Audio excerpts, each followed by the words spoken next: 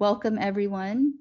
My name is Elizabeth Santana. I will be your moderator and tech support. It's wonderful to see such a large group in attendance of this special program. Today's webinar will be in English and translated in Russian, and after the webinar, Ukrainian, Russian, and English versions will be available from the organizers. To begin, I'd like to introduce the Stanford faculty and community partners of Stanford, and then pass it to Ms. Donna Summer, who will introduce the rest of the panel. Joining us today is Dr. Victor Karian, Professor and Vice Chair of the Department of Psychiatry and Behavioral Sciences, and Director of the Early Life Stress and Resilience Program. Next is Dr. Ryan Matlow, clinical psychologist and director of community research programs.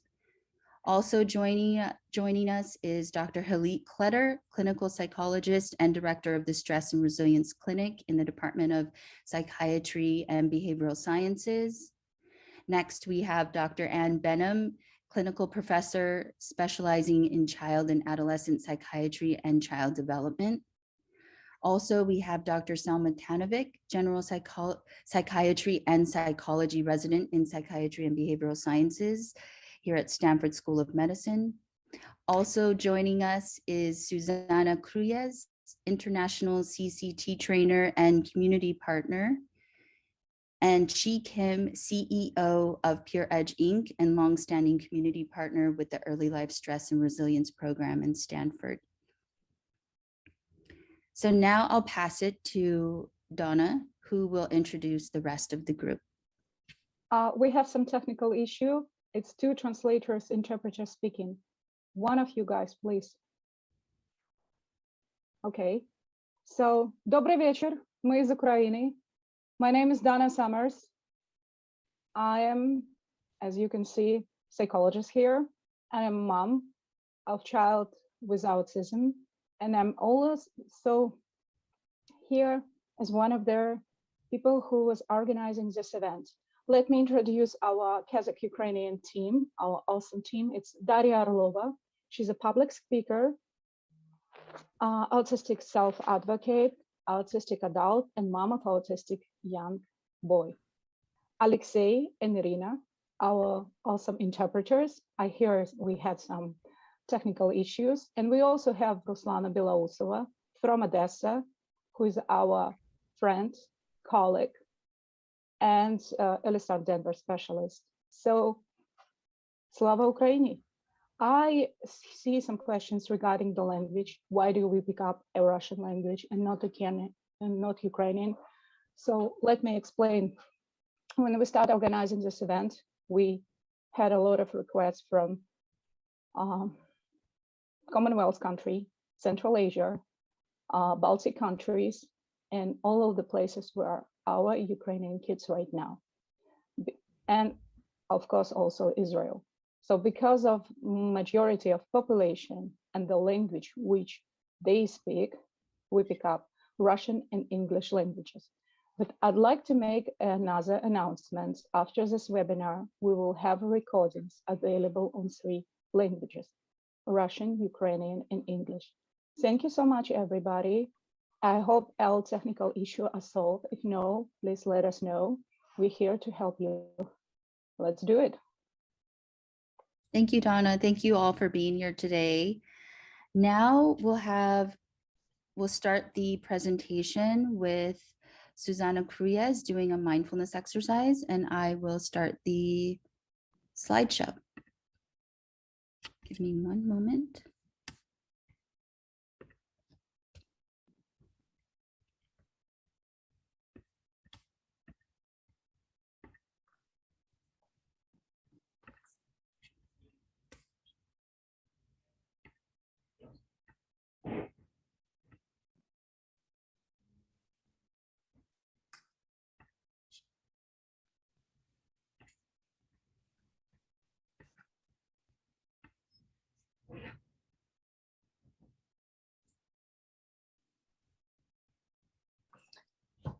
Thank you very much, Elizabeth. Welcome, everyone. Thank you for being here with us today, and thank you for attending this webinar. So we are going to start with this mindfulness practice. We are going to have two mindfulness practices during this webinar. We're going to have one right now and one at the end of the webinar. So the first thing is that to say is that don't worry if you don't know how to practice mindfulness, because I'm going to guide you through these exercises, which are going to be very, very easy and easy to practice, and you can practice them everywhere, anytime that you want. So what is mindfulness? For the ones of you who don't know what mindfulness is awareness that arises through paying attention on purpose in the present moment, non-judgmentally. This is the definition according to John Kabat-Zinn. So mindfulness is being aware of what is happening as it is happening, with kindness, love, and compassion. Why we believe it's important to practice mindfulness? We believe it's important to practice mindfulness because it's important to work on our self-care. We all have professions and we all take care of others professionally and also in our personal life. So it is very important to work on our self-care to be able to care for others. It is very, very important. We are modeling them as well. The other reason why we believe it's important to practice mindfulness is because while practicing mindfulness, we are calming down the autonomic nervous system. We calm down our own amygdala, the part of the brain that is in charge of the protection, and we calm down our flight or fight response. What's important to know is that it doesn't mean that it's not going to work. It means that we can calm it down and control this part of the brain and our body when we don't need it. This will help, we can sleep easily if we practice mindfulness, we are calm to take decisions, and we all in our team, in our Stanford team, we all practice mindfulness as part of taking care of ourselves. So we practice it. One thing I would like you to note is that if while doing these simple and easy practices, you have strong feelings and emotions while doing it, or if you have an unpleasant images coming into your mind, or very strong and overwhelming sensations, it's okay, it could happen. You could back up the practice, and I recommend you utilize the 5 senses to reground in the present moment. So you can, if you have these strong images, you can go to what you are hearing, what you are seeing, what you are smelling, what you are touching, the skin, to reground in the present moment. You can even put your hand on your heart and your belly to feel your breathing if you have these strong sensations and feelings or images while practicing. That could happen. So now we're going to start with this first exercise. So next slide, Elizabeth, please. That is called even in and even out. It's really, really easy. So for this practice, I would like you to sit down in a comfortable position. You can be sitting down or lying down if you want, or even standing up if you have been sitting down for a while, in a comfortable position with legs and arms uncrossed if possible, so that our body is more relaxed and the energy flows. And if you feel comfortable as well, you can close your eyes. I know it could be difficult because we are very active preparing this webinar and attending it, but I will invite you to close your eyes or keep a soft gaze. And I would like you to breathe in through the nose, and if possible, breathe out through the nose. Only if that's available. It's better to breathe in through the nose and breathe out as well through the nose, because it connects more to our deeper part of our lungs. So breathing in through the nose and breathing out through the nose. And I'm going to start. So breathing in deeply in 1 time, breathing in 1, and breathing out in 1. Now we're going to do it in 2. Breathing in, 1, 2. Breathing out, 1, 2. Well done. Breathing in 3, 1, 2, 3. Breathing out, 1, 2, 3. Now 4, breathing in, 1, 2, 3, 4. Breathing out, 1, 2, 3, 4. Now 5, breathing in, 1, 2, 3, 4, 5. Breathing out, 1, 2, 3, 4, 5. Now we go backwards. Breathing in, 1, 2, 3, 4. Well done. Breathing out, 1, 2, 3, 4. Now 3. Breathing in, 1, 2, 3. Breathing out, 1, 2, 3. Now 2. Breathing in, 1, 2. Breathing out, 1, 2. Breathing in, 1. And breathing out with all the air in, 1.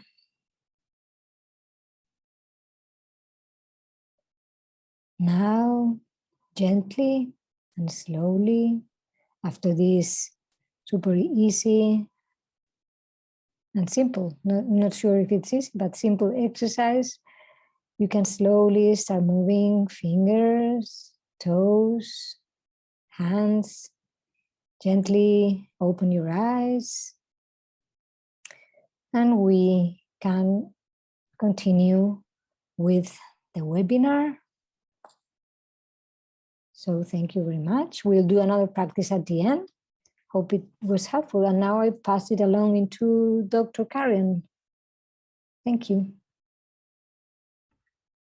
Thank you so much, Susanna, for that exercise. Thank you all for joining us today. And thank you for giving us the opportunity to share with you our work. We, like you, care a lot about the impact of stress and trauma in children.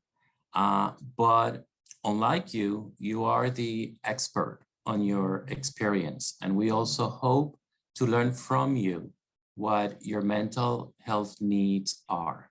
To that effect, after we finish today's presentations, we're going to have a discussion and question and answer section where we hope to hear from you as well. Next slide, please. What we're going to do today is that we're going to show you some of the work that we've done in terms of how to best assess children that experience trauma and how to treat them, and how this is based on some of the science that we've learned in terms of the impact of stress and trauma, but also on the science of resilience and the science of adaptation. So my talk is going to concentrate on the biological markers of stress and trauma, the stress hormone cortisol, the impact that this has on brain structure and function, and then how we use that information to develop strategies that help strengthen children. Next slide, please. Next slide, please. So everyone pretty knows that the battle between nature and nurture is pretty much over. We know that it's really the gene-environment interaction that determines how we manage our experiences. And what we see here is that this interaction alters our stress vulnerability, and we see conditions that develop, such as anxiety, depression, post-traumatic stress disorder, but also resilience. And it is important then, next slide please, to understand how stress works. So the goal here is really not to get rid of stress completely, because there is, on this first part of this inverted U-shaped curve, we can see how the more stress we have, the better we can perform and the more health we can have. Our immunological system, for example, develops through the experience of stress. So we don't want to get rid of stress, but we want to get it to an optimal point. And here in this chart, we see that area of optimal stress. After that, what we see is a decline. And that's when stress accumulates and where we have situations where there's high stress. So our performance, our happiness, our health starts to really create what we call an allostatic load. Next slide, please. So in the same way that we regulate temperature through a process of homeostasis, we're able to manage stress. But when this stress accumulates on that second part of that curve, what we see is that we have physiological responses that really tax our body when trauma and abuse happens. And this actually, by affecting how our function operates, ends up affecting our behavioral responses as well. We call that an allostatic load. In our team, we think of it as a backpack, the accumulation of all the weight of all the experiences that one has. So not only we have the experience that we're living currently, but we went into this situation already, some of us with a backpack that already had some heaviness of it. You can see how a 5, 6, 7-year-old that has a really heavy backpack may fall backwards with adequate support and with inadequate coping skills as well. Next slide, please. We see the impact that stress and trauma have in children. And one of the worst things that happens is that it robs children of an essential part of their activities when they're growing up, and that's play. And later this morning, we'll hear from Dr. Ann Benham, who's going to talk to us more about young children. But I will just say that traumatic play is characterized by being non-joyful and repetitive. And it is something to pay a lot of attention, because play is so important for children in terms of their development, their academic development, their social development, their emotional development. Next slide, please. So then what happens physiologically? There's a lot happening to children in terms of their brain development. 100 billion neurons are being developed, trillions of synapses are forming, there's pruning, there's myelination. So contrary to popular belief that children are resilient by virtue of being children, children are actually more vulnerable. And that's why we need to take care of them. There's nothing in the scientific literature that actually says that just being a child makes you resilient. In fact, children are more vulnerable, is what our science works. And let me tell you a little bit about the science. I talked about the hormone cortisol before. Next slide, please. And we've been looking at this hormone that gets secreted through this axis that we have in our body that gets secreted through the adrenal cortex, and it helps us manage stress. So we're going to cross the street and a truck is coming at us. We want to jump out of there, and cortisol actually helps us with that. And adrenaline, for example, is another example. But if we feel every day that a truck is coming at us when we are crossing the street and we are in danger, this is going to tax this axis. And eventually there might be a lot of release of this cortisol, and eventually after that, there might be very little release of that cortisol. Now, one of the things that we've learned is that cortisol can actually, in high amounts, be neurotoxic to key areas of the brain. Next slide, please. And when we look at our groups and we look at children that have PTSD, post-traumatic stress disorder, represented here with the green line, we see that their levels of cortisol are higher. And specifically, they're more significantly higher pre-bedtime. Next slide, please. So year after year, we continue to accumulate this data, and here we can see that pre-bedtime high cortisol in children that have post-traumatic symptoms has been pretty consistent. And this is interesting because a lot of the symptoms that these children have occur at night. Fear of the dark, nightmares, wetting the bed, enuresis, and things like that. So the question is, what is this cortisol doing to areas of the brain while all of those neurons and synapses are forming? Next slide, please. So we look at regions that are sensitive to this hormone, regions like the prefrontal cortex, responsible for our executive function, and also the limbic system, areas like the hippocampus, where we process memories. And what we see, next slide, please, is that here we have a picture of the hippocampus, that the hippocampus is a lot more active in children that do not have post-traumatic stress disorder compared with children that have post-traumatic stress disorder.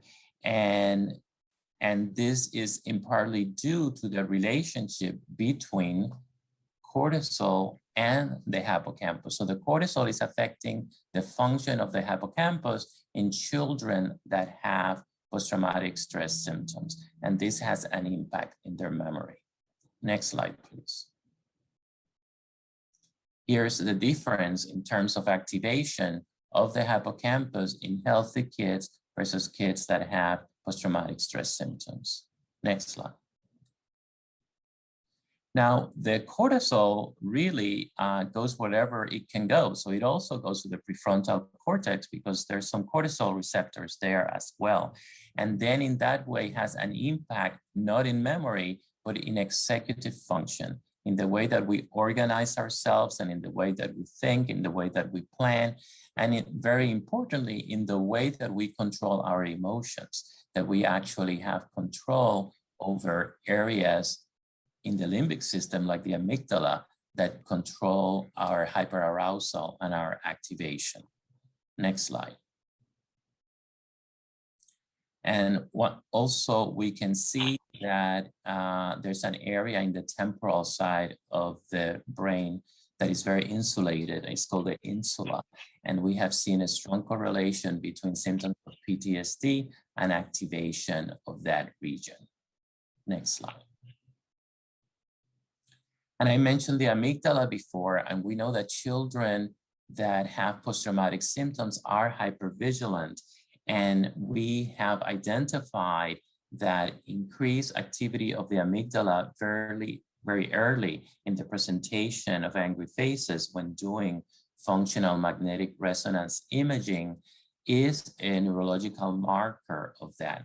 And the reason this is important is because if we do interventions where we really want to target that hypervigilance and that hyperactivity, we can actually see if it comes down in tests like this.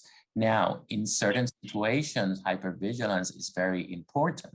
And this is a skill, actually, not a symptom that some children can develop. What we want to make sure is that the child has the cognitive flexibility to know when it should be turned on and when it should not be turned on. Next slide. And earlier I mentioned that that prefrontal cortex responsible for executive function works to control this amygdala. And in here, what we see is that in healthy kids, unlike kids that have PTSD, that frontal activation, that brake is actually working and performing as it's supposed to. And we see a lower response of this area in children that have PTSD. Next slide, please. So far, this sounds very negative, right? This sounds like trauma and stress really have this impact in the brain. But what we have learned is that there is a connection between biology and environment. And when the environment is negative, one of stress and trauma, those things that I've mentioned can happen. But what happens then if the environment is a good one? Is it the environment is an environment that is therapeutic, that is of opportunity, that is health promoting? Could the opposite happen? And the good news is that these areas that I've been talking about, the cortical regions of the brain and the limbic part of the brain, they have a lot of plasticity. And we can take advantage of this neuroplasticity to protect children from the insults of stress and trauma. So we have developed certain paths, certain ways in which we can do this. And next slide, please. And what we want to do is maximize this neuroplasticity. Some things that are on our favor is that the best improvements that we have seen in neuroplasticity do occur in those areas that I just mentioned that could be more damaged, like the prefrontal cortex and the hippocampus. So yes, they get affected because they're very sensitive, but also because they are very sensitive, we can improve them more through things like aerobic exercise, for example, which promotes neurogenesis. And this really works not only at the neural level, at the regional level, like I'm talking about, but also works in terms of pathways and networks and synapses. So how do we maximize and take advantage of this neuroplasticity is where we have concentrated some of our work. Next slide, please. And this has to do with developing treatments, developing psychosocial treatments, which are the first line of intervention for children that have symptoms of PTSD. And it is important for them to receive treatment because unlike other conditions, PTSD doesn't necessarily go away. It can potentially become a chronic condition. And when time passes, the condition only gets worse. So we really want to prevent and we want to start early. And because of what I mentioned earlier, that youth may be more vulnerable to trauma's effects, we really want to help that developmental progress and process to continue as it's supposed to. Next slide, please. So we developed a treatment intervention that we call the Q-Center therapy for youth experiencing post-traumatic symptoms. This is a multimodal intervention, and Dr. Hilit Kletter is going to talk to you today a little bit more about it. Next slide, please. And we've seen that it is very effective in terms of decreasing symptoms, but I like showing this slide because, as you can see at the beginning, there's a very sharp decline in terms of symptoms of post-traumatic stress. And a lot of what's happening at the beginning is simply education. It's simply telling the kid what the issue is, what the problem is, and what we're going to do about it. It also, at the beginning, we break stigmas. We break ideas that the kid may have of being bad, of being a problem, of being crazy. And we teach them how really people can respond to this kind of environmental events in very similar ways that they are responding. And this really has a positive impact. So we'll hear Dr. Kletter tell us more about it. Next slide, please. And we have also seen with CCT that some of these areas that have increased activation, for example, in the dorsolateral prefrontal cortex, when the amygdala is very activated, has to work extra hard to be a break. As therapy is progressing with Q-Center therapy, we can see that the dorsolateral prefrontal cortex has to work less hard.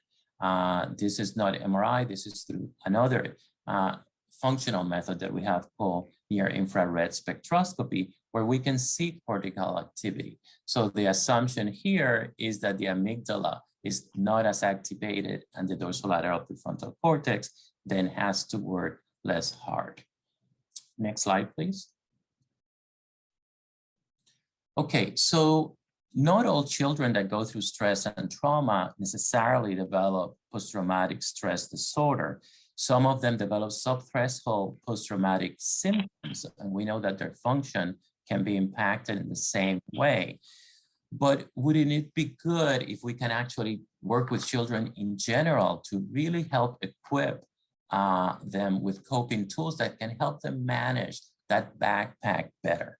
Well, we have partnered with Pure Power, an organization that has as a mission to promote yoga and mindfulness in schools, to actually do studies looking at the impact of yoga and mindfulness in children as a protective force. Next slide, please. And one of the findings that I will share with you right away is that we've seen through longitudinal studies that going through yoga and mindfulness curriculum in school can increase your sleep by more than an hour. So it increases the quantity of sleep. Next slide. But not only increases your quantity of sleep, it also increases the depth, the REM period of sleep. And this is very good because it is during deep sleep that we process the events of the day. So if you sleep very lightly or if you're not sleeping well, you're not processing those events, and sometimes they can manifest as symptoms.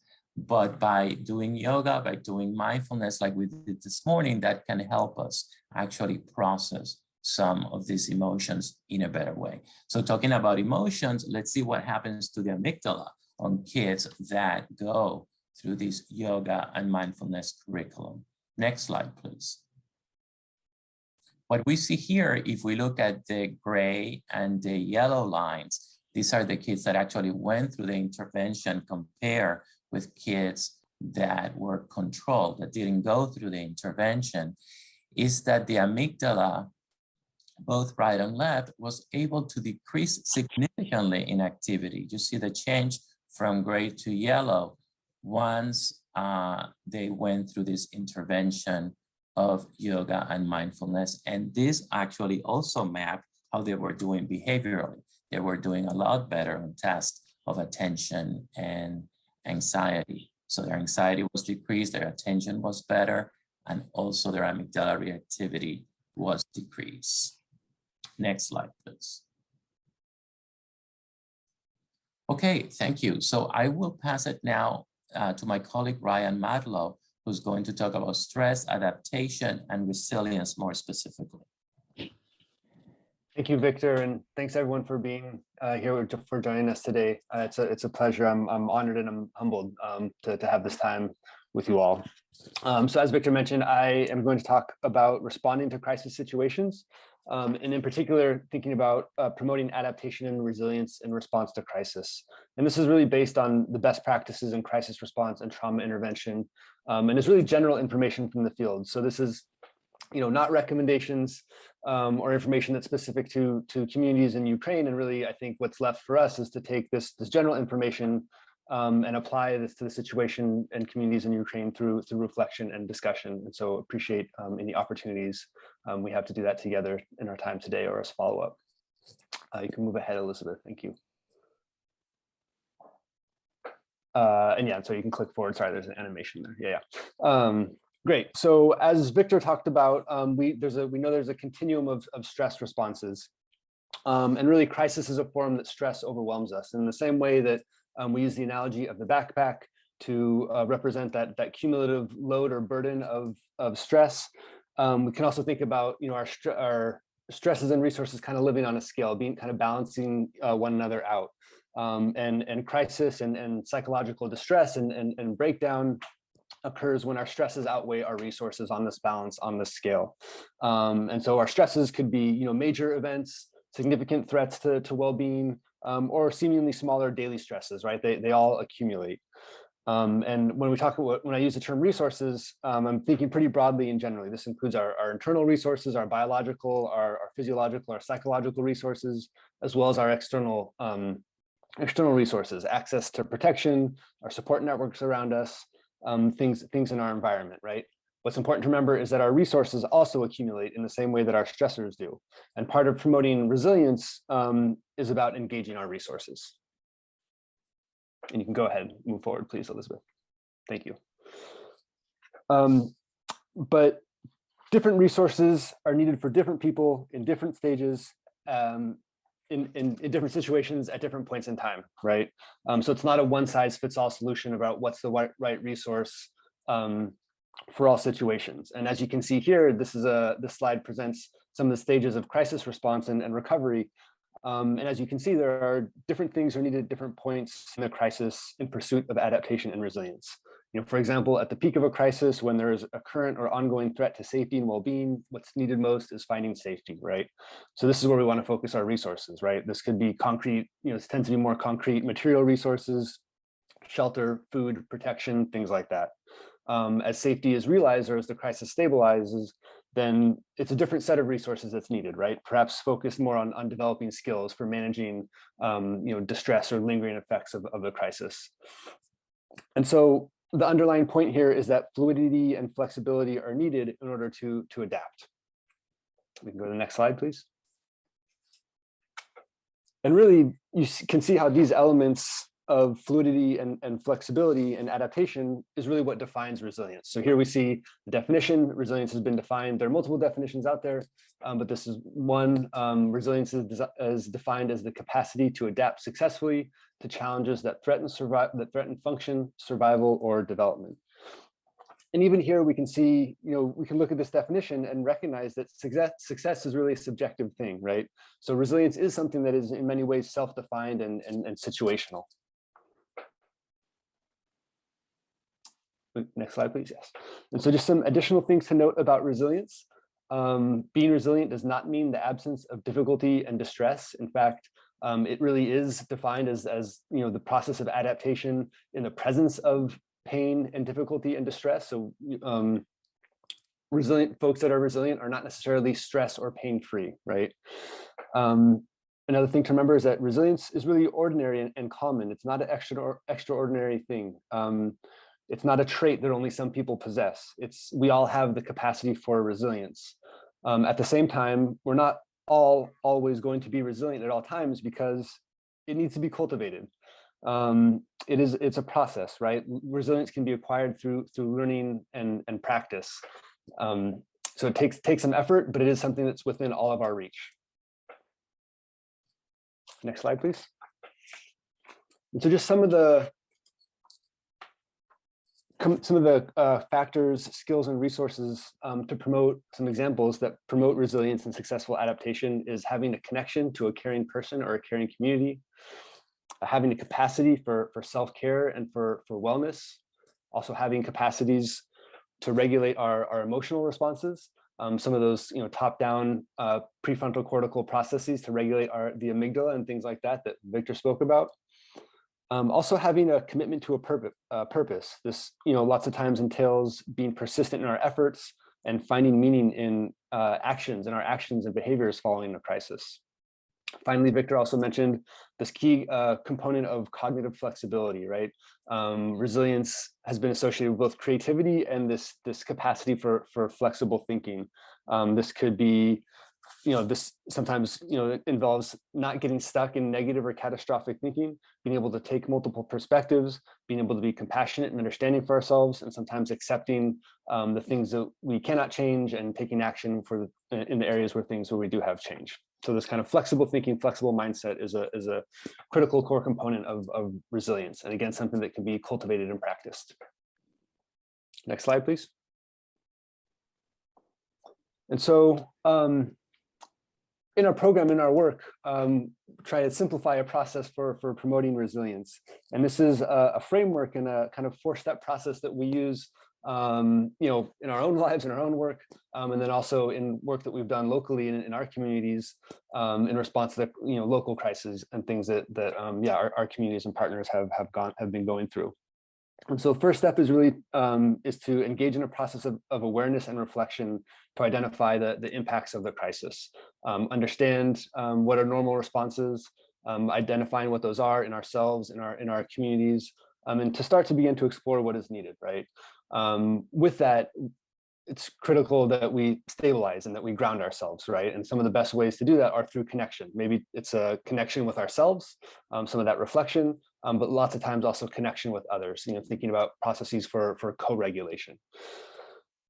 Once we are stabilized and grounded, then we can start to begin to explore the resources and strategies that help us to kind of manage our stressors and manage the crises that we're facing, right? So these are some of the skills and factors that I just mentioned earlier on the last slide, but also some of the strategies and skills that have been recommended and found to be helpful is distress management, coping skills, problem solving skills, being able to prioritize our needs, this again, kind of adaptive mindset, cognitive flexibility. Also maintaining structures as much as possible and routines. We know this can be helpful both for promoting health and positive activity. And finally, support from others, from our communities and systems around us. Once we've kind of explored the resources that are helpful for us and that are needed in our current context and situations, and really it's helpful to set a plan and set some intentions for engaging with those resources. So this 4-step process can help us cultivate and practice resilience in our own lives and our own experience, and can be a helpful point of reflection for ourselves, and also a helpful entry point or guide for dialogue and conversation to support those around us and to begin to identify what is needed. And let me just end by saying that, I'm incredibly grateful again to be here. I think this group, this audience is already making this happen and taking steps towards resilience just by the nature, the simple fact that you're here today. You shows that you're reflecting on what's going on, thinking about what is needed, engaging with resources across an international community, and really taking steps to execute these goals and plans. So, once again, I just want to express gratitude for being here today and for having an opportunity to take a small part in this process.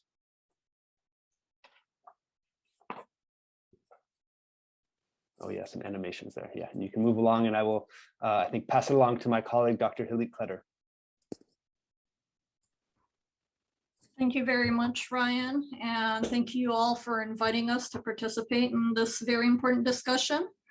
As Dr. Carrion mentioned, I'll be presenting cue-centered therapy, or CCT, which is an intervention that our team developed specifically for youth who are experiencing chronic trauma. And what I'll do today is give you a brief overview of the unique features of this treatment, talk about the research that we've done thus far, given that it's a relatively new treatment, and talk about resources for those that might want to learn more or receive training on the intervention. Next slide, please. So there is a wealth of different trauma-focused therapies for youth that are experiencing symptoms, and we know what components go into these treatments. And certainly CCT is not introducing any new components. It's a multimodal approach that draws on a variety of different approaches, including cognitive behavioral therapy, narrative therapy, psychodynamic therapy, and family systems. What's unique is more about the how we go about conceptualizing stress and trauma in this approach. And I'll tell you a little bit more about that later. It is 15 sessions, manual-based intervention. There's flexibility, however, to add additional sessions as necessary to really ensure that the child is understanding the concepts. And this treatment primarily focuses on the individual, on working with the child. And there's a minimal amount of sessions where the caregiver is required to participate. We've standardized it for ages 8 and above, but I can tell you that clinically I've used it with a child as young as 4, so it can be adapted. And there's a lot of visuals and handouts in the treatment manual. And the focus is really on chronic ongoing trauma, and it's suitable for any trauma type. Next slide, please.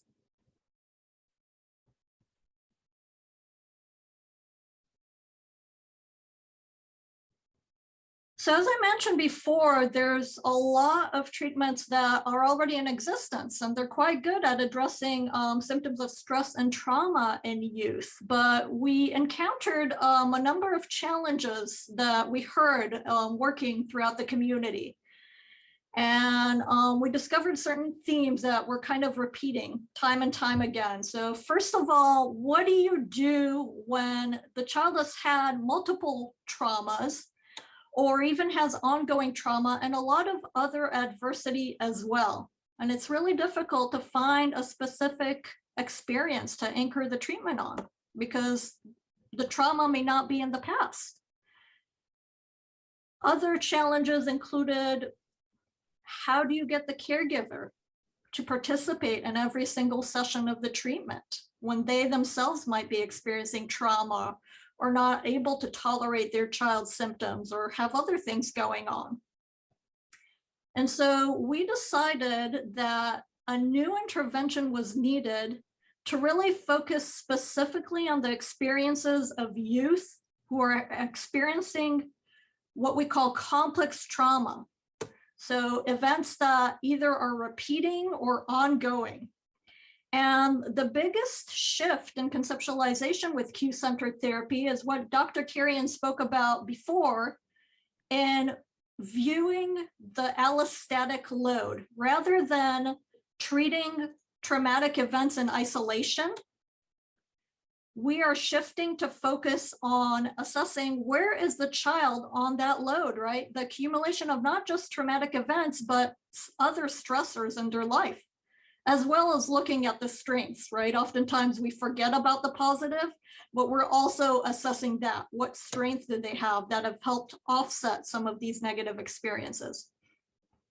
It is a more insight-oriented approach where we really focus on teaching the youth and their families about how traumatic cues come about to develop through this process of classical conditioning, and helping to empower them through this insight and knowledge to be agents of their own change. And as I mentioned before, it's primarily focused on the child, not because we're ignoring the research that says that having the caregivers participate in the treatment is important to have for benefiting outcomes, but because we recognize that it's very difficult sometimes, and there are many challenges in having a caregiver be able to participate in every single session. We therefore wanted to develop a treatment where we could still focus on the child and provide them with strength and resilience, even in the absence of a caregiver that's available to participate.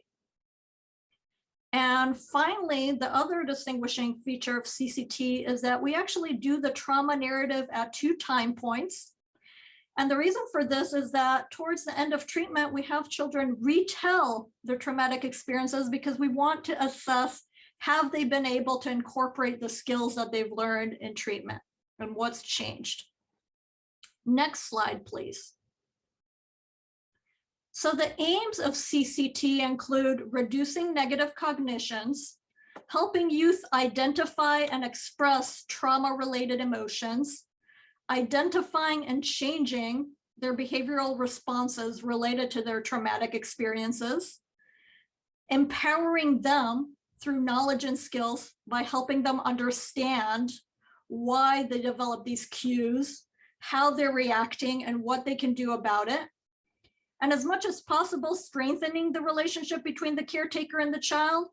And if not possible, if the caregiver really is not available to participate, helping the child identify other sources of support. Next slide.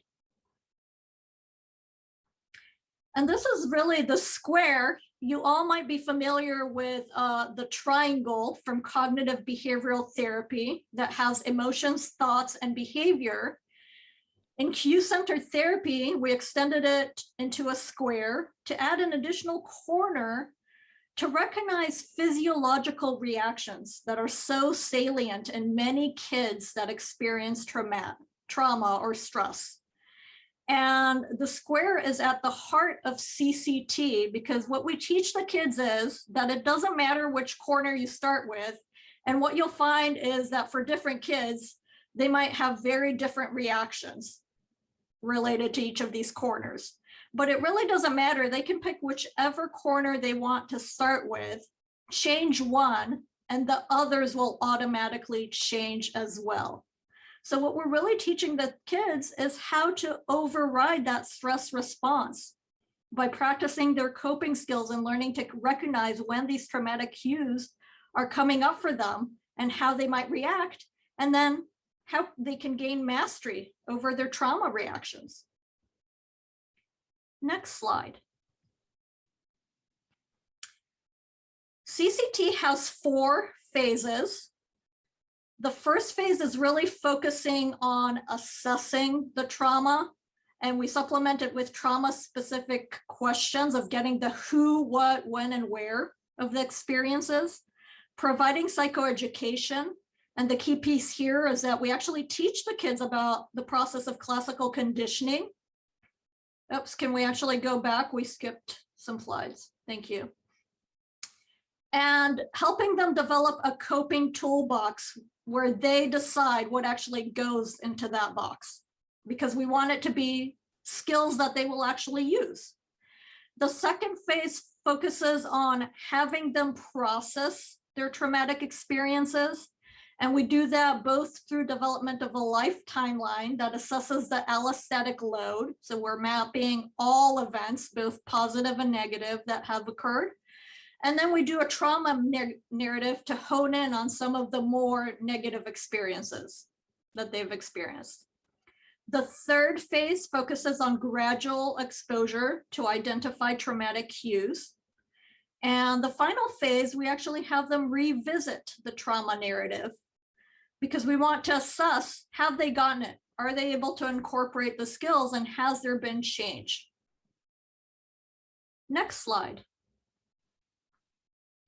So to date, we have had 2 studies examining CCT. The first one was looking at the treatment efficacy, and we had 65 participants ages 8 to 17 in 13 schools in our regions, both in San Francisco and East Palo Alto, which are cities in California in our region, where there's been a lot of high-risk individuals and a lot of trauma.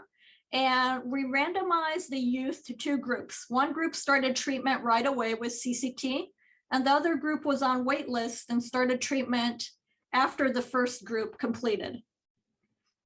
The majority were minority youth, and all of them had at least 2 traumas, but the average number was 5. And you can see listed here some of the top traumas that they experienced: separation and loss, witnessing violence, homicide, physical abuse, and bullying. Next slide.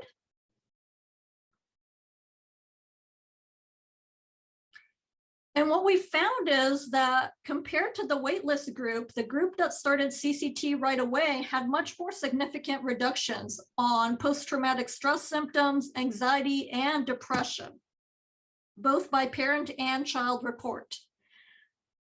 Caregivers, even though they had minimal participation because the treatment is really focusing on the child, also had reductions in their own anxiety just by virtue of their child getting better. And there was overall improvement in functioning, as was assessed by the therapists in the study. And these gains were maintained at 3-month follow-up. Next slide. The second study that we just completed had 73 participants, ages 7 to 17, in a community mental health study. And this time we randomized them to 3 treatment conditions: cue-centered therapy, trauma-focused CBT, which is another evidence-based intervention, or treatment as usual, which is all the services that that agency provided minus the trauma-focused therapies. And what we found was that the 2 evidence-based interventions were much more effective than treatment as usual. And Dr. Carrion already talked about some of the neuroimaging findings that we also found from this study in terms of the prefrontal cortex as the kids are going through treatment is not being activated as much, meaning they're not having to exert as much effort, which is what we essentially would hope that would be happening, right, as they're receiving the skills and the treatment. Next slide. So finally, I'd like to talk a little bit about our training program. So currently I'm developing the steps, and we're getting ready to roll out training for individuals that would like to become therapists on cue-centered therapy. We do have a therapist manual currently available in both English and Spanish. And there's also an online course that provides you with the basic foundations and takes you through some clinical scenarios that we developed and interactive exercises to learn more about CCT.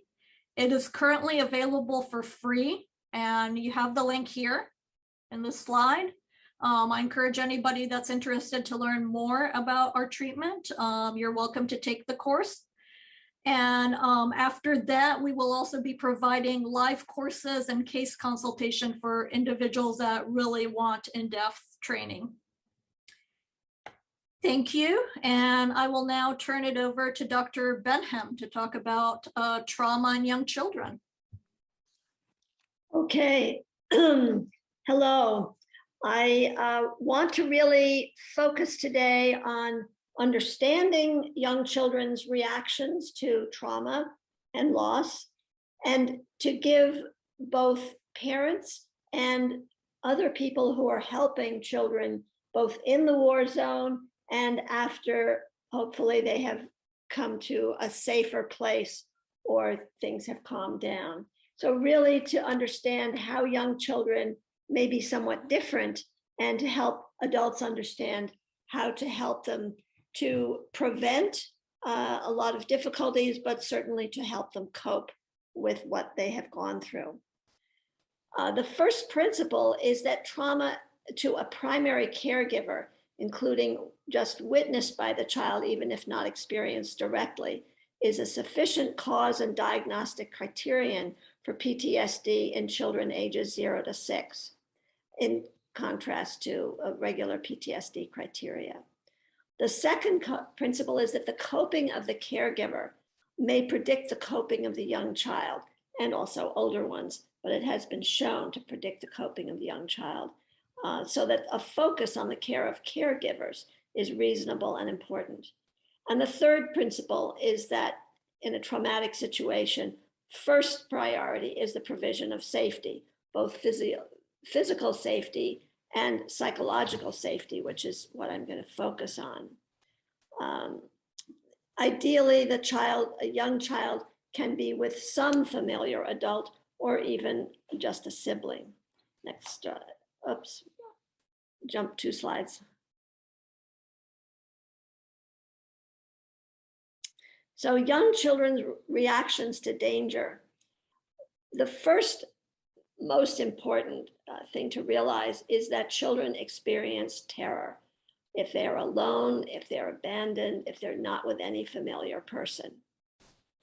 They show changes in sleep, increased, decreased, increased nightmares, and fear of going to sleep. There are changes in eating, increased or decreased, increased somatic symptoms like headaches and stomach aches, poor ability to have attention to other things, poor emotion and behavior regulation. And these behaviors may come either in externalizing like defiance or internalizing like withdrawal and clinginess. Children may dart away, but this should be understood as can be a search for familiar persons. And then most important with young children, you see regressions in toileting, sleeping, wanting to be fed, clinginess and separation anxiety. Next. Next. Young children have, oops, back. Young children have a somewhat different reaction to the death of others. Most important to know is that they do not understand death as permanent until ages 5 or 6. They will ask and continue to ask when the dead person will return or continue to look for them. Grief also is expressed differently. Young children may dip in and out of sadness. They may play and be happy at times, and this is confusing and sometimes angers adults who then think the child does not understand or doesn't care. Children must not be scolded for this variation in their grief reactions because this is developmentally appropriate.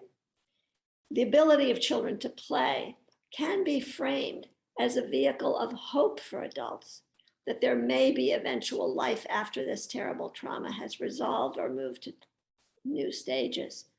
And children process trauma via play rather than verbally, and I'll talk more about that. Most important, do not equate death with sleep. Don't say, well, the person, it's like being asleep, because young children are very literal and they've developed sleep disorders. Next. So how do you help young children to cope with the enormous traumas that they're going through in this situation in Ukraine and after they may have gotten to safety? The concept of a transitional object is very ubiquitous in working with young children and in development. And it really says that a familiar toy, a baby blanket, a piece of parent's clothing that smells like the parent, a bottle or pacifier, serves to help the child remember and hold on to the experience of safety and soothing by a parent or familiar caregiver. Trauma is especially a sensory experience for young children, multisensory, and sensory soothers are helpful. If they come without anything familiar, giving a child a new stuffed animal or something soft to hold can be calming and reassuring, even if it does not yet have the right smell. Then there are self-calming techniques that we can teach young children. If you say the way we did at the beginning, okay, now breathe slowly, in and out, many young children don't engage with that. So we have other techniques. We have something called soup breathing. You take your hands and make a cup and say, okay, what's your favorite soup? And you can even become funny, like, let's imagine it's chocolate soup. Now you take a deep breath to smell it, and then you slowly blow on it to cool it to eat. Children love pretend, and they're easily engaged in this way. Another version of this is belly breathing. Have the child and adult also, if they can, lie down with something on their stomach, like a stuffed animal, or it could be just something else, and slowly breathe in and out to give the toy a ride up and down. Again, this also is engaging to a young child, and they also help the adult learn these deep breathing techniques in a way that's acceptable to them. Next. It's very important to understand how children think. They believe that their thoughts, wishes, and fears can make things happen. And so they may blame themselves or parents for the terrible experiences they have been through. It's important to let them fully express these erroneous beliefs and not belittle them, but then to be able to correct some of their sense of self-causation.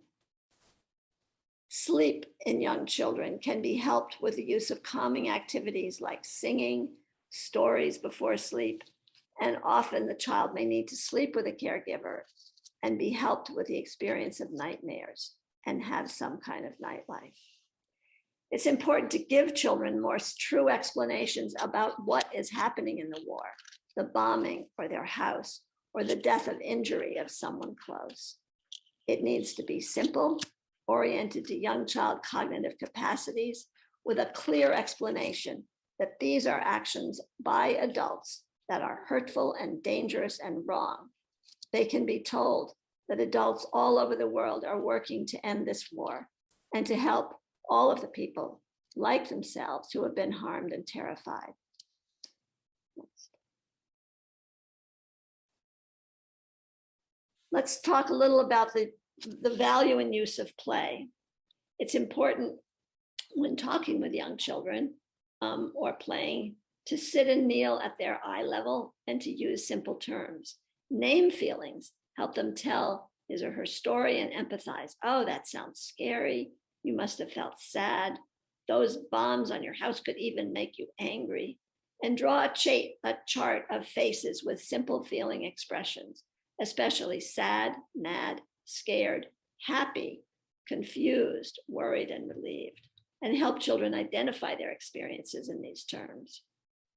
In the use of play, children express their experiences in art, play, pretend, and movement, and their memories are primarily visual and sensory rather than verbal, and use senses like sound, smell, taste, and the movement of their bodies being shaken or thrown to the ground by outside forces.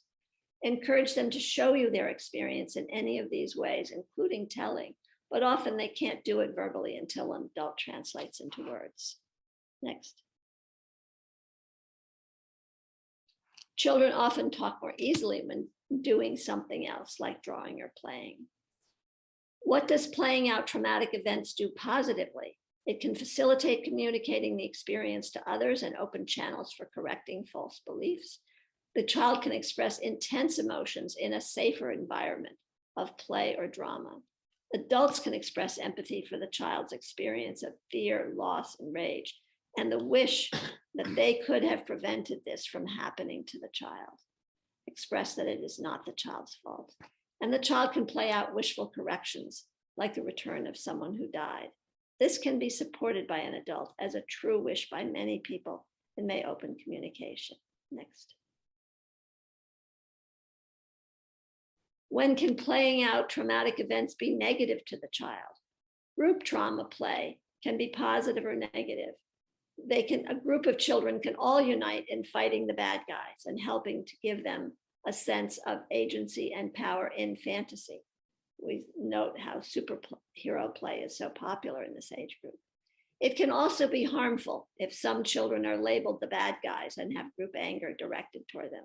So play about trauma can be reparative, but adults need to monitor this and help the children express their experiences. A true trauma play, a repetitive story that has no room for correction or salvation, can become fixed and actually traumatic itself instead of helping the child to process. Using art is important, can be soothing, can help the child express, can be used to draw a picture to someone who is missing, absent, or death as the child's gift and communication. And this could be used in a funeral or commemoration. Body movement is important, helps with stress hormone activation. And this includes singing, walking, dancing, stretch and wiggle, running, and active games. Children have often been in enforced silence and stillness during hiding, and movement will be liberating and help the child with periods of enforced stillness at a later time. Calm holding and rocking of the child by an adult can be especially soothing to both. So in end, we're trying to enhance resilience. The essential protective factor is the reliable presence of a positive, caring, and protective parent or caregiver, or a new person if the child does not have that, who can encourage them to talk about their experience and give reassurance that adults are working to keep them safe. Thank you very much. Thank you, Dr. Ann Benham. Next, we will have Dr. Selma Tanovic discuss her personal view. Thank you very much, Elizabeth. Here, I share my personal experience and view on growing up in wartime. My intention is not to take up space from children who are going through horrible experiences at present moment. I acknowledge that experiences are different, and what worked for the context and time I lived in might not apply to other contexts. 30 years ago, pictures of aggression in Bosnia were broadcasted in media worldwide. Civilian deaths, premeditated destruction of cities and cultural heritage, and horrifying atrocities took place in this small country in the heart of Europe. On 24th of February this year, Bosnians around the world were watching the news paralyzed, reliving their experience and deeply feeling for people in Ukraine. Our heart is with you. I was 12 years old when the war started, spending formative years in besieged Sarajevo.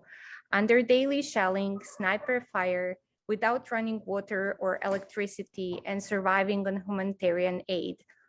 Children, and among them my friends, were dying every day, stuck by mortars.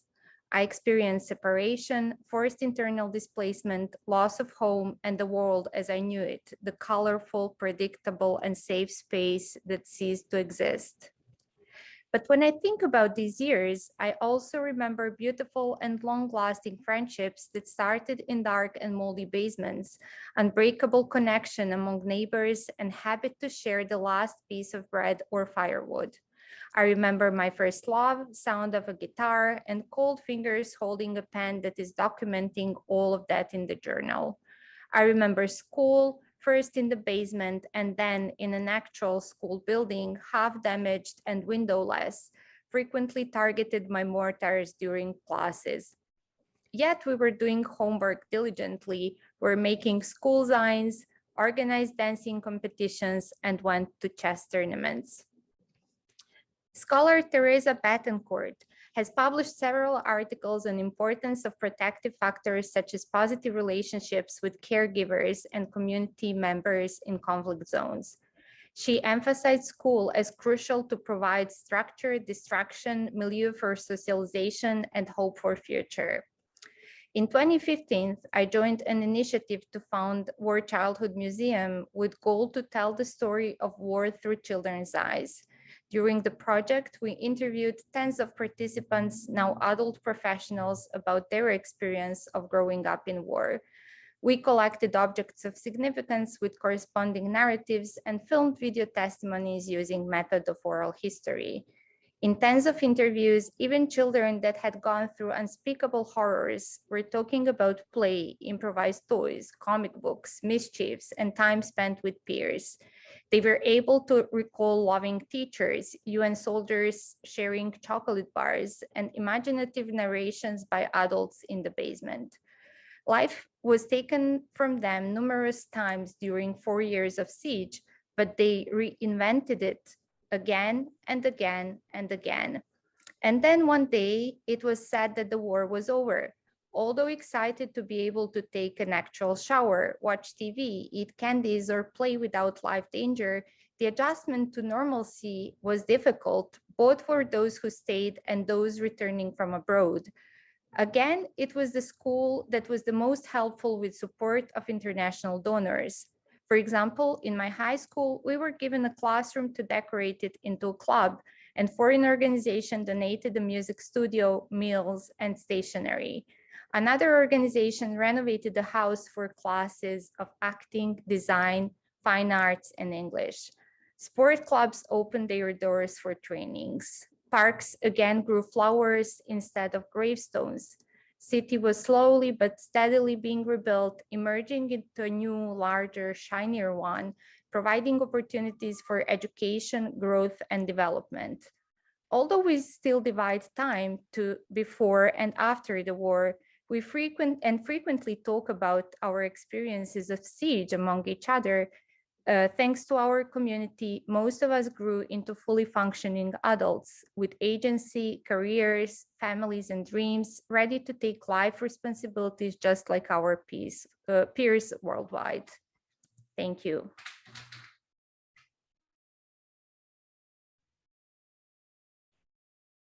Thank you, Dr. Tanovic, for that wonderful share. And now we'll move into our question and answer session. Y'all have the panelist, if you can turn on your video. And what I'll do is I'll take off I'm going to stop sharing the slides so we can see everyone in gallery view.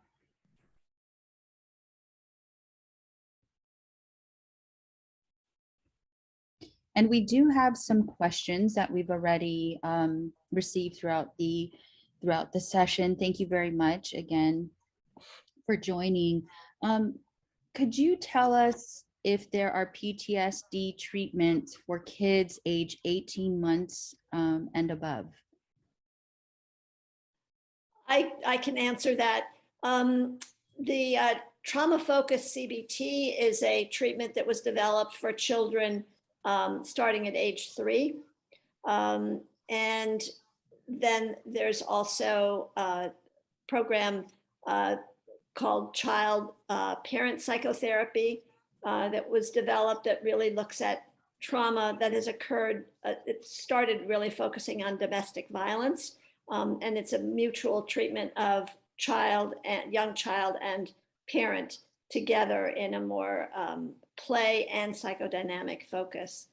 The work that I have done is really attempting to adapt some of the CBT techniques and the development of a trauma narrative into combining that with child-directed play therapy, because often with a certain function, start with the adult, the child then is able to get to those issues quickly. And I have used this combined approach for children as young as 2. Thank you. And maybe just to add as a resource for those that are interested, the National Child Traumatic Stress Network has a database that you can search that provides fact sheets on all of these treatments. And you can search by category. So you could put, for example, young child, and you'll get a list of the interventions and facts that tell you exactly what each treatment is. Dr. Clutter, can you add that in the chat for everyone? Sure. The URL. Thank you. And perhaps this question is to you again, Dr. Clutter. Can CCT be used if a child is still in war zone?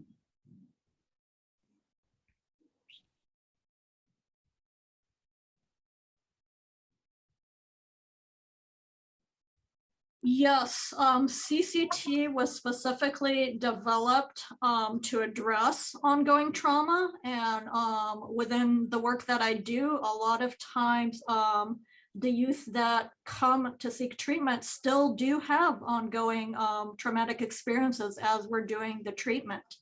And so I think that CCT can be very helpful in providing individuals with guidelines for things to focus on and address with these kids as they're going through the experience of war and terror. And you might not necessarily be doing all the components. I think it's important to assess, right, what the needs of the individual child are that you're working with, but it certainly can provide a framework in terms of some of the work that you might need to do. I would just like to add one more thing, that there are these structured therapies, but adults can be therapeutic for children when they're still even in the war zone.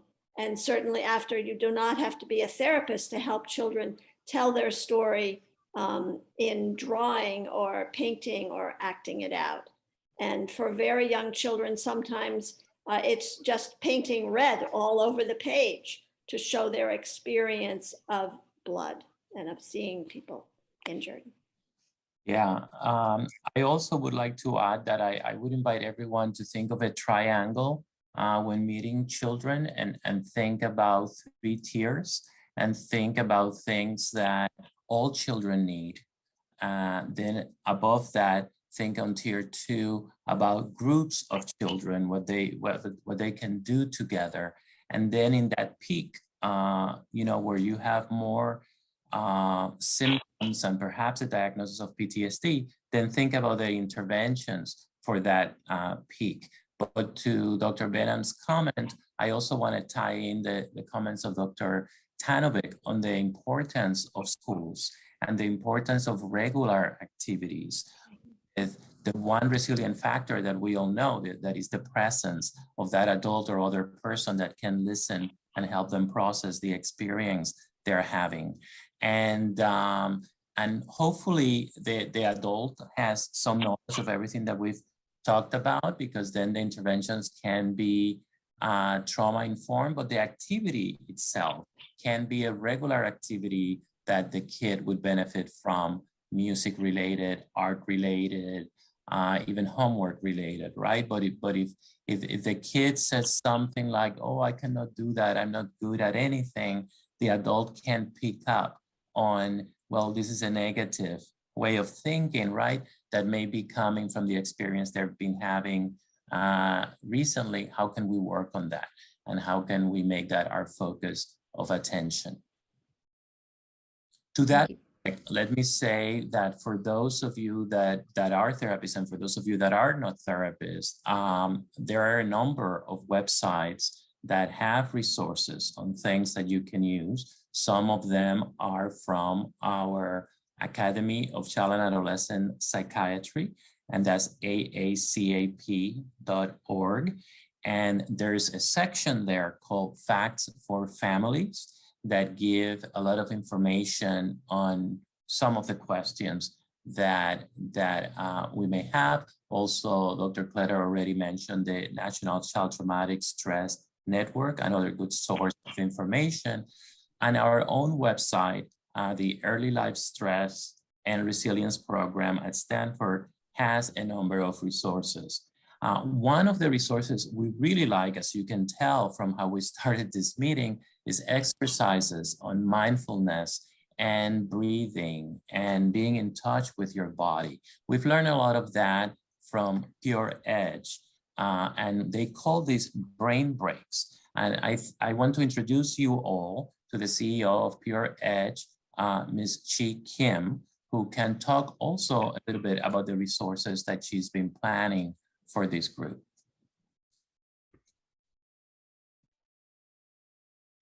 Elizabeth, if you can put our website address on there. We have free resources. They're in English and Spanish, and we're in the process right now of getting them translated into Ukrainian. Chi, we hear you a bit low. I'm not sure if you can raise the volume a little bit. Is that better?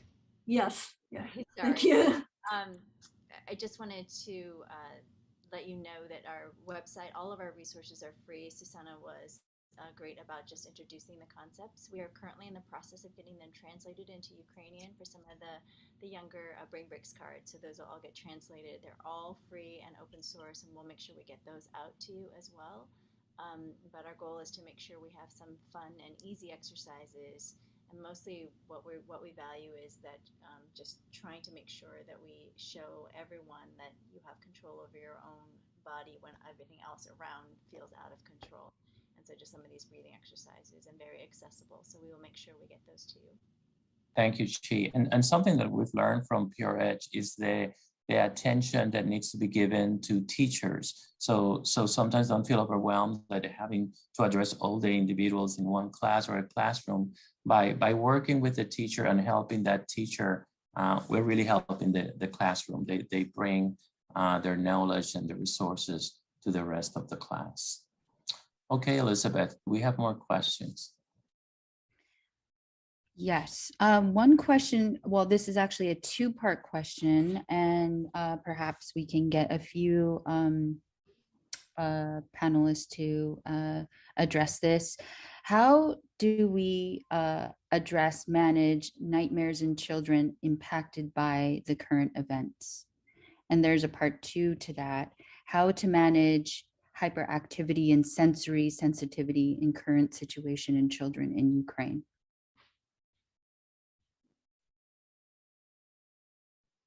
I will say a comment, and then I'm gonna let Dr. Benham address to this as well, because I'm sure she has something to say about this. But I will just say that we also have to realize that it is a normal stress response to be alerted and to be hypervigilant and to not sleep well. It's actually adaptive, right? Because anything can happen at nighttime. So their body is doing what it needs to do. So the first thing is to not pathologize it, right? Now, as we all know, this can tax the body. And if it goes for a prolonged period of time or when not necessary, that's when it starts becoming a problem. So children need to hear when they are safe and when they are secure that they are being protected and that those adults that are taking care of them will be protecting them and will be caring for them. Most of the time, for very young children, the fear is not necessarily about what's happening in the world, but it's about, are those caretakers going to be able to continue to protect me? Am I still going to be protected and I'm going to still be taken care of? And that message needs to be given over and over again. I am going to protect you. I am going to keep you safe. I am going to keep you secure. And then let the child know when it is a good time, right, to be alert, and when is a time where they can relax. So when they start, let's say, being hyper aroused when they're all having dinner as a family and there's no threat at the moment, then it is good to give that feedback so that the kid can start learning how to regulate that emotion. But I'll open it up to the rest of the panel. And could I just quickly add, if we could also include the perspective of the parent? We do have a lot of panelists asking, as a parent, how should they behave with their kids during these, with different ages and during this time, as well as how to speak about trauma. I think this is really important because the truth of the matter when you're in the midst of a war zone is that everyone is terrified and you can't be sure about being able to protect your child. And I think that at that point, parents can say, we are all going to try our hardest to be safe. And we're thinking about it all the time. Do we need to stay here in a basement? Do we need to try and get out and go somewhere else? It's not your job, child, and especially young child, to figure that out. All of the grown-ups are working hard on that. So that's one thing. It is important to be honest. At the same time, you're trying to protect children from the enormous amount of anxiety and fear and trauma that the parent is experiencing. And so part of the way to do that is try not to be constantly talking about it and having a TV on and so forth. That's kind of unrealistic. I remember after a severe earthquake in California, I couldn't turn off the TV, even though I had young children. So one also has to be realistic, but to allow for soothing activities, play, etc., when it's possible. I think in terms of the issue of hyperactivity, children will respond according to their own temperament. Some children responds with a lot of activity. Some children respond with totally closing down. And so understanding that those are part of their normal reaction can help with parents who feel really angry at the child who is being very active, and finding every possible time and place where the child can be more active. Potentially just having 5 minutes to jump around together as a family, or the children to jump around even in a situation of hiding. Thank you. Anyone else like to add? We are nearing our the end of the program. I don't know if we'd like to answer a few more questions, or do we want to move forward to the mindfulness? How would you like to move forward? Well, I want to be respectful of everyone's time. We continue to be here as a resource. Please be in touch, but we can continue with the exercise and the conclusion for now. Sounds great. Let me pull up the last slide.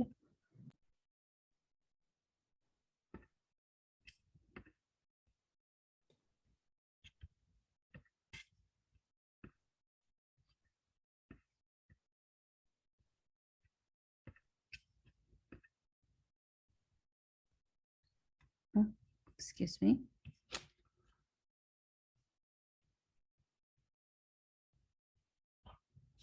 Okay. And Susanna will lead us in our last mindfulness practice. Thank you very much, Elizabeth. Thank you very much, all the panelists, for the wonderful presentation. And thank you very much to all the attendees for being here today. We're going to have an optimistic closure, which I think it's important in this, for this presentation. We talk a lot about lots of things. And this mindfulness practice is called Safe Place. And again, I'm going to guide you through this, so you don't need to know anything about mindfulness. If, again, at some point you have images, feelings, sensations that are overwhelming, it's just okay. You can back off the practice and again, utilize the 5 senses: smell, touch, the eyes, listen to the noises, or put your hand on your heart and belly to feel your body. We talk a lot about physical sensations and how the body is affected by trauma as well. So to be in touch with your own body and your own senses, keep yourself grounded. Please, now I would like you to find a comfortable position. It could be, again, standing up, lying down, sitting down, arms and legs uncrossed. Find this comfortable position and start bringing your attention to the breathing, the air coming through the nose, and the air coming out through the nose. Breathing in and breathing out. You can keep a soft gaze, or if you are okay with that, you can close your eyes. Breathing in, breathing out, feeling just your body and your breathing. Breathing in and breathing out. Now, after finding this posture, this comfortable posture, I would like you to bring into your mind a place that you know, a place that exists, or a place that you can imagine that for you represents a place of safety, a place in which you feel safe, a place in which you feel safe and protected. It could be indoors, it could be outdoors, it could be a mountain, next to a lake, a beach, a house, a special house, a tree. It could even be a room with a bed, couch, or any place that you like, any place in the world where you feel safe. It could be a real place that you know, or you can imagine it. A safe place. This could be your safe place. Breathing in and breathing out. Breathing in and breathing out. Once you have your safe place in mind, I would like you to notice the temperature of the place, if it's cold, if it's warm, if it is humid, if it is dry. Breathing in and breathing out. I would like you to notice the sounds of this place, if it is a sound that is close or it is far away. I would like you to notice the light of the place, even if you are with your eyes closed. There is a bright light, or it's dark, or this place is shadowy and cozy. Notice the smells, any smell that you can smell. This smell is sweet, strong, subtle, soft. In this place, you are feeling safe, you are healthy, you are strong. In this place, you are free from fear, you are free from pain, you are free from worries. You feel loved, you feel protected. This is your safe place that you could go anytime you want. This is your own safe place. It's yours. It's your safe place. Breathing in and breathing out. Now, I would like you to imagine a protector that you would like to have with you, that you would like to bring with you to this place to make you feel protected. This protector could be an object, could be another person, could be an animal friend. And I would like you to feel that you're having this protector with you in your safe place. You have this protector with you. It could be real, or it could be something that you can imagine that gives you protection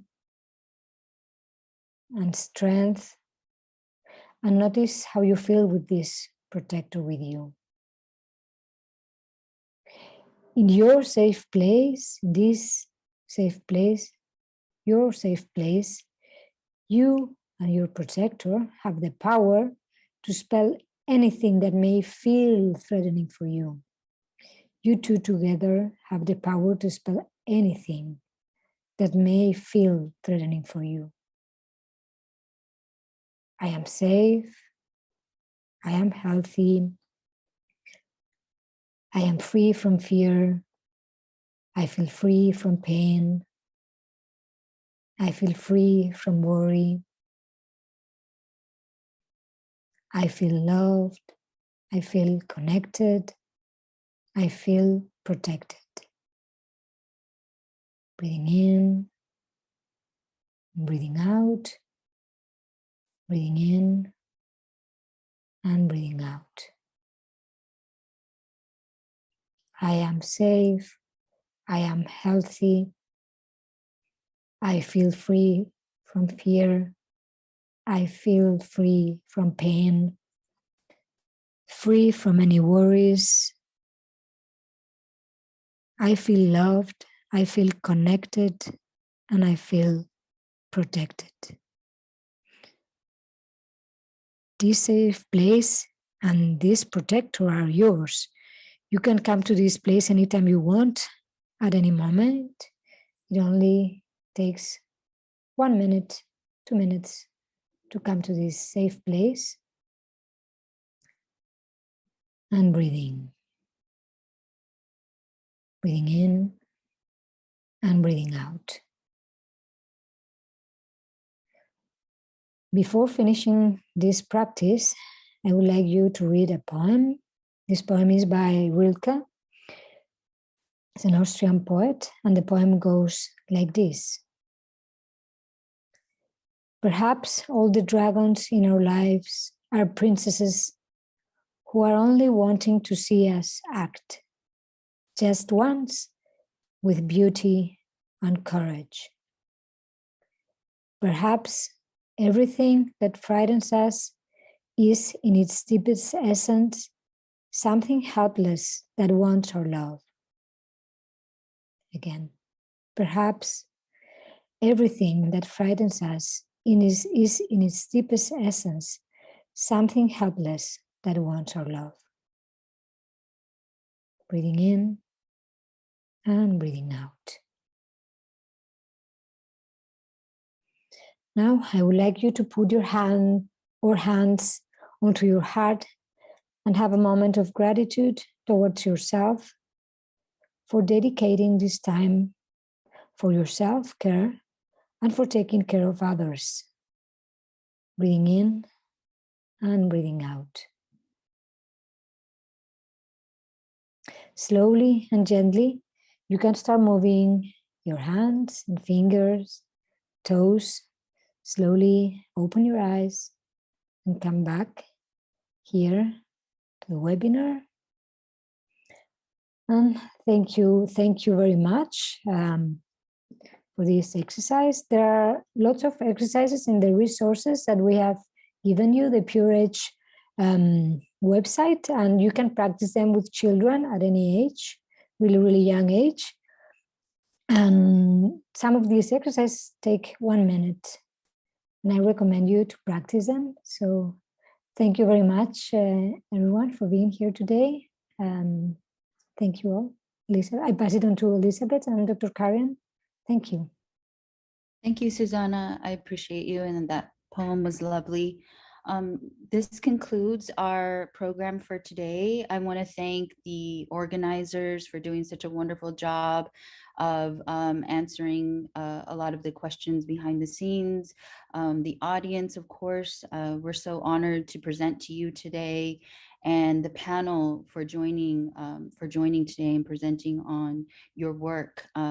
I want to also give a special thank you to our to the translators today, Alexei Babensky and Irina Serienko.